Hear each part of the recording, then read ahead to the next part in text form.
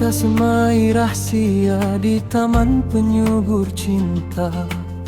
Mari tatap jiwa matahari, cinta memayungi, memagar nilai ukhuwah agar segar maknawi tumbuh sihat akar dan pohonnya.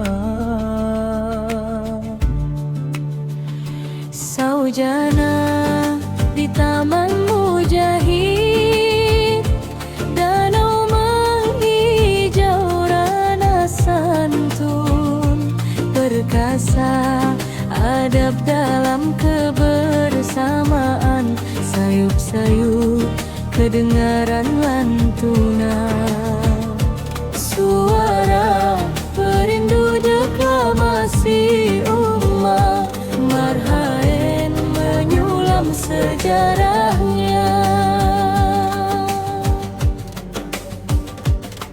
Jika kau menjauh, jangan biarkan langkah itu menutup pintu cinta.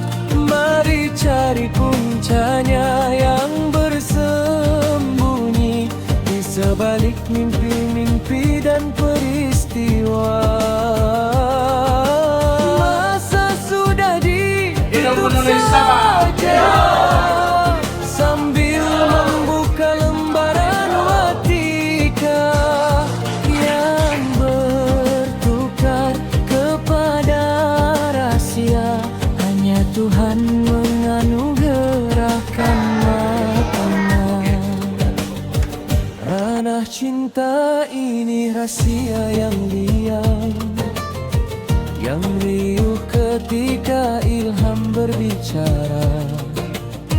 Terus melangkah penuh wibawa, dekat literasi segumpal matlamat. Adalah putaran musim menuai impaknya. Saat itu rahasia itu bertaut, wasatiyah di sulam istiqamah.